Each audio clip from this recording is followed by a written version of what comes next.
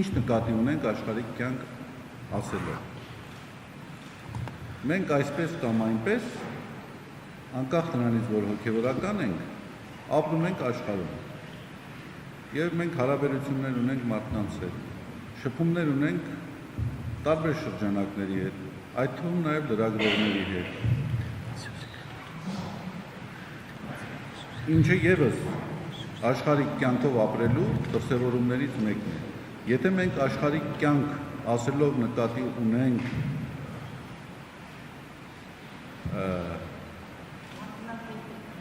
այնպիսի հարաբերությունները ինտիմ կյանք, որոնք ինտիմ կյանքին է վերաբերում, դա բոլորովին այլ հարց է։ Հիմա տեսեք, քանի որ ընդհանրապես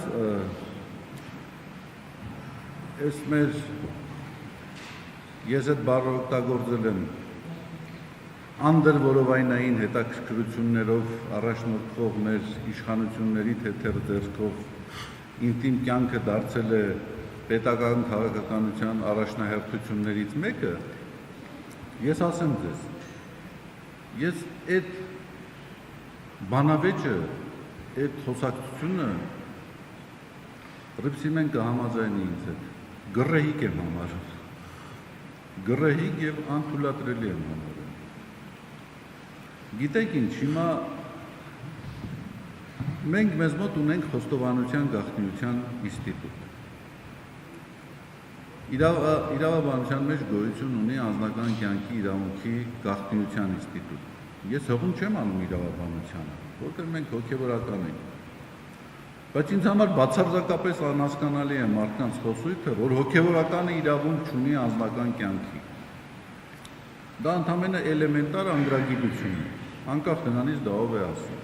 Անձնական կյանքի իրավունք ունեն բոլորը։ Ոչ իրավական մեկնաբանությունների դաշտում, այլ զուտ հոգևոր ընկալումների դաշտում։ Մենք ինչի համար ենք խոստովանության գաղտնիություն ապահովում։ Անգամ օրենքի մեջ կա, որ հոգևորականը ազատված է խոստովանության միջոցով իրեն հայտնի դարձած տեղեկատվության տարածումից։ Դուք պատկերացնում եք ստեղծվի մի իրավիճակ, երբ որ մարդը ստիպված լինի իր ունեցած ինտիմ հարաբերությունների վերաբերյալ պարզաբանումներ տալ և սկսի տալ անուններ, որոնց հետ ունեցել է այդպիսի հարաբերություններ։ Պատկերացնում եք ինչպիսի իրավիճակներ կստեղծվի։ Դրա համար հարցերի շրջանակ կա, որոնք անթափանցելի են, անձեռնմխելի են։ Հիմա թե ով ինչպիսի հարաբերություններով է ապրել, մենք չենք կարող դրան գնահատականներ տալ։ Հիմա դուք վկայակոչում եք, որ կաթոլիկոսի անվան հետ կապված այդպիսի հարցադրումներ են առաջանում, կամ մեր եպիսկոպոսների հետ։ Ես իրավունք չեմ վերապահի ինձ այդպիսի հարցադրումներին պատասխաններ տալ։ Իհարկե դա որոշակի խնդիրներ հարուցում են, հանրային տիրույթում սկսում են այդ թեմաների շուրջ քննարկումներ, բայց ես կարծում եմ մենք պետք է ոչ թե սպասարկենք այդպիսի արհեստական օրակարգերը, որոնք բերվել են մասնավոր տրամադրությամբ, այլ մենք պետք է առողջ բանավեճ հարուցենք, հակադրենք դրան։ Հիմա այսօր Հայաստանի Հանրապետության, Հայաստանի թիվ 1 խնդիրը եկեղեցականների ինտիմ հարաբերությունները և եկեղեցականների ենթադրյալ երեխաներն են։ Եթե մենք այդ հարցերի սպառիչ պատասխանները ունենանք,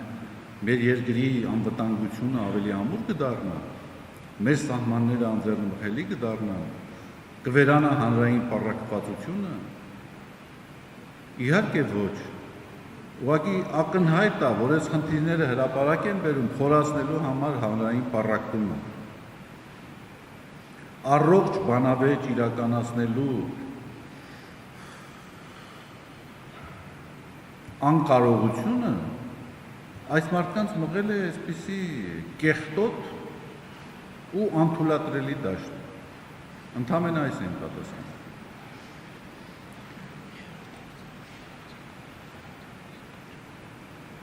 Արդյոք կհեռանա կաթոլիկոսը թե ոչ։ Գիտեք, կաթոլիկոսը ոչ մի հնարավորություն չունի հեռանալու։ ոչ մի նախադրյալ չեմ տեսնում, որ կաթողիկոսը պետք է հեռանա։ Կաթողիկոսը չի կարող հեռանալ միայն այն պատճառով, որ ինչ որ շրջանակներ, այդ թվում նաև կասկածելի շրջանակներ, որոնց եկեղեցու պատկանելությունը խիստ տարակուսելի է, այդպիսի օրակարգ են առաջնորդել։ Չի կարող հեռանալ նաև այն դեպքում, եթե այդպիսի պահանջ են դրել եպիսկոպոսներ, 10 եպիսկոպոսներ։ Կաթողիկոսին ընտրում է ազգային եկեղեցական ժողովը։ Եվ ազգային եկեղեցական ժողովի որոշումից դուրս կաթողիկոսի ցանկացած նման որոշում, որ ինքը պետք է հեռանա, դա ավելին չի լինի, քան դասալքությունը։ Կաթողիկոսը չի կարող հեռանալ, եւ կաթողիկոսը ինքը բազմաթիվ անգամներ այդ մասին նշել է, եւ ես վստահ եմ, որ կաթողիկոսի կողմից այդպիսի որոշում չի կայացվի, չի կարող կայացվել։ Կաթողիկոսը ունի եկեղեցու եւ եկեղեցուն պատկանելության բարձր, չափազանց բարձր գիտակցություն։ Եկեղեցականներին, ովքեր հայտարարություններ են արել, արդյոք նրանց նկատմամբ շանտաժ կիրառվել է, թե ոչ։ Անկեղծ ասած, ես չգիտեմ, բայց ցանկացած սցենարի դեպքում նման կեցվածք որդեգրելը ուղղակի դավաճանություն է։ Դավաճանությունը մեր խոստովանությունների մեղքերի ցուցակում չկա արձանագրված որպես մեղք։ Գիտեք ինչու՞։ Որովհետև դավաճանությունը հավաքաբար խորհրդանշում է այդ ամբողջ մեղքերի միասնությունը։ Դավաճանությունը դա ուխտադրժություն է։ Գիտեք ինչ, ես 3 ասպեկտ եմ տեսնում։ Մարդիկ դավաճանել են ոչ միայն Աստծուն, դավաճանել են ոչ միայն եկեղեցուն, այլ դավաճանել են իրենց։ Դավաճանել են այն ամենին, ինչը որ պատկանում է իրենց անցյալին։ Դավաճանում է այն ամենին, որին իրենք հավատում են։ Դա ուղղակի ինքնաժխտում է։ Ժխտել սեփական կենսագրությունը, ժխտել սեփական պատկանելությունը։ Իսկ կանոնական լեզվով ասած, դա նաև հերձված է։ Հերձվածողության դասական օրինակ։ Մեզ երբեմն թվում է, որ պատարագի ժամանակ կաթողիկոսի անվան հիշատակությունը պարզ մի պատարագի հատվածի զեղչում է։ Բայց դա միայն առաջին հայացքից, դա ընդհանրապես պատարագի ինչ-որ հատվածի զեղչում չէ։ Դա ժխտումն է նվիրապետական կարգի, դա ժխտումն է եկեղեցական իշխանության, դա ժխտում է սեփական պատկանելության, դա նշանակում է դու եկեղեցու պատկանելությունից քեզ դուրս ես դնում, նշանակում է առանձին կրոնական հաստատություն, կրոնական ուղղություն հիմնելու հայտ ես ներկայացնում։ Բայց սա դեռ բավարար չէ, այդ հայտը դու ներկայացնում ես ապավինելով այնպիսի քաղաքական իշխանության աջակցությանը, որը ըստ էության չունի որևէ լեգիտիմություն, որքան էլ որ բարձրագույն թափահարեն ժողովրդի կողմից ընտրված լինելու հանգամանք։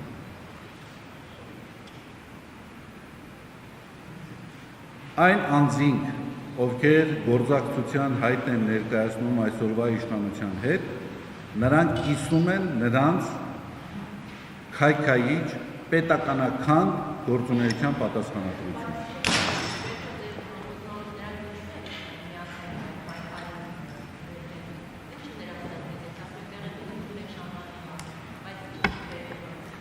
Ձեր անունը ինչպես է։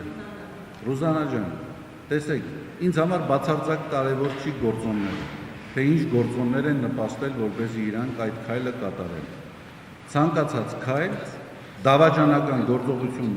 կատարած լինելու համար ինչ որ արդարացումներ կարող է ներկայացնել, բայց դա բացարձակապես չի փոխում ընդհանուր արդյունքը։ Ընդհանրապես դա դավաճանություն է։ Ես չգիտեմ, սպառնալիքներ են եղել, սեփական համոզումներից ելնելով են այդպիսի քայլ կատարել, որոշակի նախապատվություններից, նախասիրություններից, այսօրվա իշխանավորների նկատմամբ անզսպելի սիրո զգացումներից, չգիտեմ, դժվարանում եմ ասել։ Չեմ փորձել ճշտել եւ դա բացարձակապես ինձ համար կարեւոր չէ։ Անկախ նրանից, թե ինչ գործոնների ազդեցության տակ է կատարվել այդ գործողությունը, գործողության բնութագիրը չի փոխվում։ Համաձայն չեք։ Ես շատ կարևորում եմ մեր լրագրողների աշխատանքը, ծառայությունը, այն առումով, որ ըստ էության այս ծանր օրերին լրագրողներն են մնացել, որոնք որ առաջնայինորեն լծված են երկրի առջև ծառացած մարտահրավերների դիմագրավմանը աշխատանքներին եւ շատ կարեւոր է նաեւ, որ մեր հանրությունը տեղյակ դառնա այն խնդիրներին, որոնք հանրային դաշտում տեղի են ունենում եւ ես ցանկացա այդ հարցերի վերաբերյալ իմ դիրքորոշումները եւ իմ բարձրաբանումները ներկայացնել։ Կարծում եմ, որպես նախաբան այսքանը բավարար է եւ ընթացքում ես կարծում եմ ձեզ հետաքրքրող հարցերի միջոցով կկարողանամ իմ դիրքորոշումները արտահայտել։ Գիտեք, որ ակամա ես հայտնվել եմ ծավալվող որոշ իրադարձությունների առանցքում եւ կուզեի այդ ծավալված իրադարձությունների շրջանակներում տեղ գտնող տարբեր տեսակի զրույցներին, մեկնաբանություններին, տեղեկություններին բարձրաբանումներ ներկայացնել, որպեսզի հանրությունը նաեւ այդ առումով իրազեկված լինի իմ մոտեցումներին, իմ դիրքորոշումներին։ Շնորհակալություն։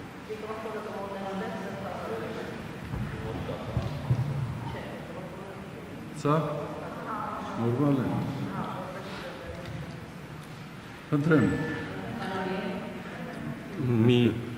խնդրանք, ձեռք բարձրացրեք եւ մենք հերթով յուրաքանչյուրի հնարավորություն կտանք, հա, քանի որ բայց եւ նաեւ պիտի խնդրեմ, որպեսզի հարցը տալուց առաջ ներկայանաք։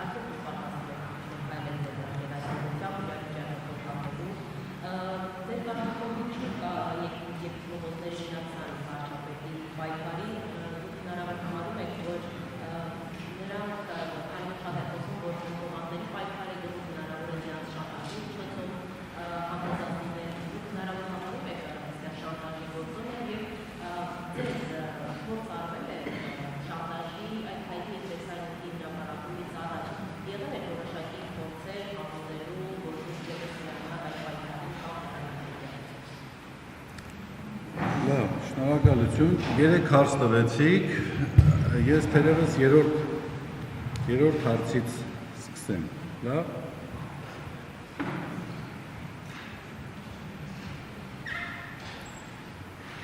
Իհարկե դուք տեղյակ եք իմ դիրքորոշումներին, հատկապես 20 թվականից սկսած պատերազմի ողբերգական ավարտից հետո հատկապես։ Ես ձեզ ասեմ, որ 2018 թվականից սկսյալ ես խիստ որոշակի վերապահումներ ունեցել եմ քաղաքական գործընթացների վերաբերյալ, որոնք ծավալվում էին Հայաստանում։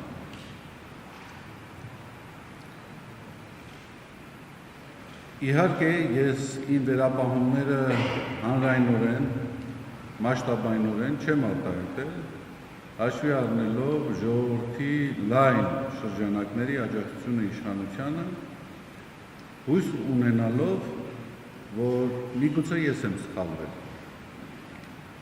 Միգուցե սա այն է, ինչ որ անհրաժեշտ է այսօր Հայաստանի։ Դժբախտաբար սա այն դեպքն է, սովորաբար մարդիկ ուրախանում են, որ իրենք չեն սխալվել, բայց դժբախտաբար ես ցավում եմ, որ ես այս դեպքում չեմ սխալվել, ինչպես եւ չեն սխալվել մի շարք անձինք։ Ինչու չեմ սխալվել եւ ինչու ունեի այդ վերապահումները։ Այն անձը, ով առաջնորդում էր քաղաքական process-ը Հայաստանում, որևէ վստահություն չէր նշենչում ինձ, ի տարբերություն այն բոլոր անձանց, ովքեր ոգևորված էին նրանով։ Նրա կենսագրության պարզ վերլուծությունը ինձ հուշում էր, թելադրում էր, որ որևէ դրական տեղաշարժ, որևէ լուսավոր հեռանկար հնարավոր չէ ակնկալել այս մարդու առաջնորդած շարժումից։ Դա մի մարդ էր, որ իր ողջ կենսագրության ընթացքում բացառապես առաջնորդվել էր շանտաժով, վիրավորական, զրպարտչական բնույթի գործելավոճով, որը արտացոլված է նաև իր կողմից հեղինակած գրքի մեջ։ Ես ակնարկում եմ երկրի հակառակ կողմը գիրքը։ Դուք երևի թե ծանոթ եք այդ գրքին, եւ դժվար է դրական սպասումներ ունենալ մի մարդուց, որի աշխարհահայացքը ուղղակիորեն արտացոլված է, դրոշմված է այդ գրքի մեջ։ Բայց իսեր Աստծո, ես չպետք է լինեի այն անձը, որը ժողովրդական սպասումները փորձեր խափանել, փորձել Չարագուշակ Մարգարեի պատմության հագնել։ Եվ դժբախտաբար 20 թվականին տեղի ունեցավ այն, ինչ որ բոլորիս կյանքը այսօր ավերել, բոլորիս համար մեծագույն մտահոգություն։ Մենք կորցրեցինք Արցախը, մենք կորցրեցինք ներազգային համերաշխությունը, կեղծ եւ արհեստական պատճառաբանություններով բազմաթիվ անձինք ձերբակալվեցին, պառակվեց հասարակությունը։ Եվ իհարկե այդ պայմանների մեջ ես անբարոյական եմ համարել, որպես թե եկեղեցական եւ թե անձ, որևէ ձևով իմ դիրքորոշումը չարտահայտել։ Եվ ես այդ դիրքորոշումը արտահայտել եմ եւ այսօր էլ այդ դիրքորոշման վրա եմ, այդ անձը եւ այդ անձինք, այդ իշխանությունը, որը այդպիսի արհավիրք է բերել մեր երկրի եւ մեր ժողովրդի գլխին, չի կարող շարունակել մնալ իշխանության։ Օր առաջ նրանք պետք է հեռանան։ Անկախ նրանից ինչ աշխարհաքաղաքական ու քաղաքական գործոններով է պայմանավորված նրանց պաշտոնավարության շարունակությունը, դա շարունակելու է նոր արհավիրքներ բերել մեր ժողովրդի եւ մեր երկրի գլխին։ Ուրեմն այս համոզմունքներից ելնելով ես արտահայտել եմ իմ դիրքորոշումները եւ բնականաբար այդ դիրքորոշումները դուր չեն եկել իշխանություններին եւ վարչախմբին։ Այդ դիրքորոշումների հետ կապված դուք արդեն տեղյակ եք, հրապարակվել է, որ ես մի քանի անգամ հանդիպումներ եմ ունեցել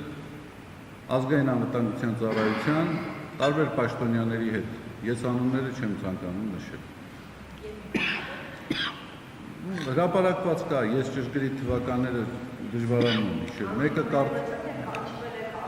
ինչ չեն հանդիպում եմ ունեցել։ Սիրելի լրագրողներ, պիտի խնդրեմ, որպեսզի երկխոսության չվերածենք եւ հարցազրույցի չվերածենք, որպեսզի հնարավորություն ունենանք բոլորս մեր հարցերը ուղղելու։ Եվ տեղեկացնեմ, որ արդեն կա որոշակի հերթականություն, ես տեսել եմ ովքեր են ձեռքեր բարձրացրել եւ ըստ այդ հերթականության կհրավիրեմ հարցեր տալու։ Ուրեմն ես չեմ կանչվել։ Ըստ էության ծանոթագիրներ չեն հրավիրել։ Պարզապես եղել է հրավեր հանդիպումների եւ մենք հանդիպել ենք։ Իհարկե հանդիպումների ընթացքում իրենք հնարավորություն են ունեցել իրենց դիրքորոշումները արտահայտել, ես իմ դիրքորոշումներն եմ արտահայտել։ Իհարկե տարբեր տեսակի պնդումներ են եղել, համոզումներ են եղել։ Իհարկե ակնարկներ եղել են որոշակի գործողություններ իրականացնելու, բայց ես ձեզ ասեմ, Դժվարանում եմ ասել, մեղքը չառնեմ ուրիշների։ Ինչպես։ Դժվարանում եմ ասել, ակնարկներ եղել են, բայց շատ որոշապես հասկանալի դարձել է, որ թողաստվածների մեծամտության համար, եթե այդպես կընկալվի, որ ես այն անձը չեմ,